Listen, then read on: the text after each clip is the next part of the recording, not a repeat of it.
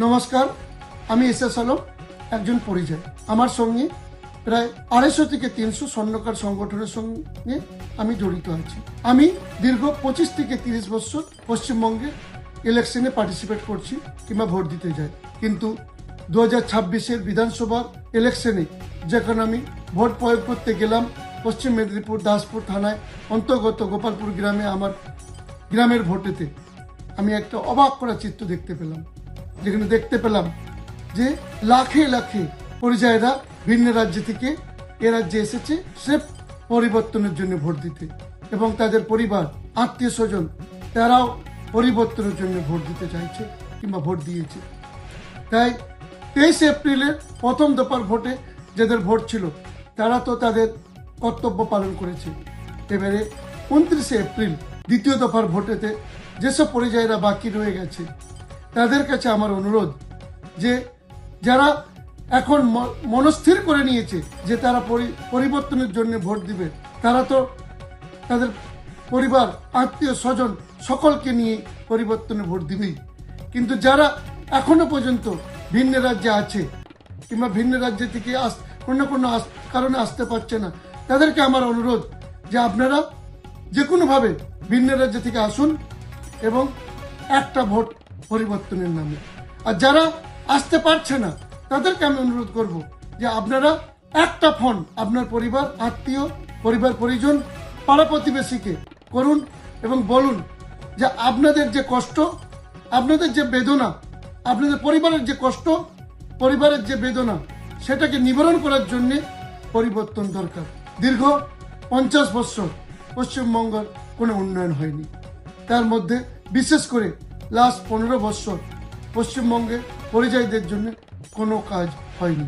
15 বছর আগে প্রায় 50 থেকে 60 লক্ষ পরিযায়ী ছিল, আজকে সেটা দাঁড়িয়েছে 1,25,00,000 থেকে 1.5 কোটি।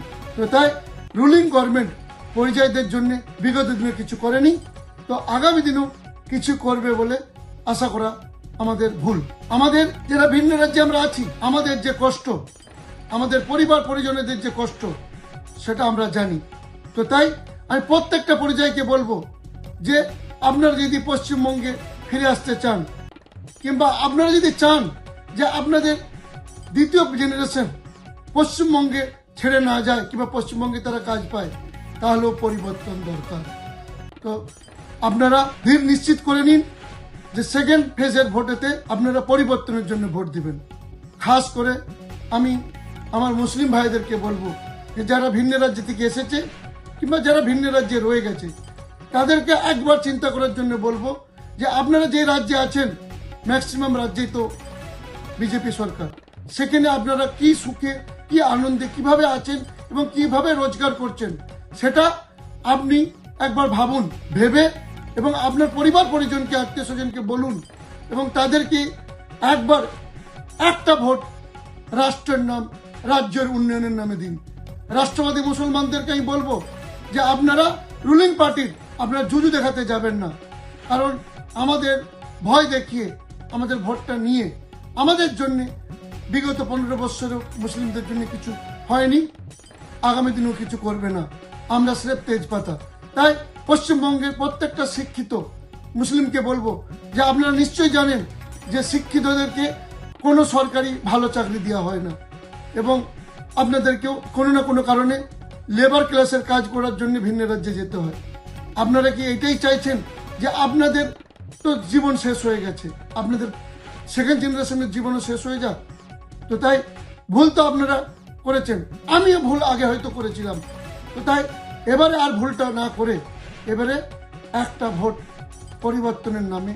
আর সকল বাংলার মানুষকে বলবো যে আপনারা যদি সত্যিই চান যে পরিযায়ীরা ফিরে আসুক বাংলায় এবং বাংলা থেকে একটা লোককেও যেমন না ভিন্ন রাজ্যে কাজ করতে যেতে হয়, তাহলে আপনারাও একটা ভোট পরিবর্তনের নাম।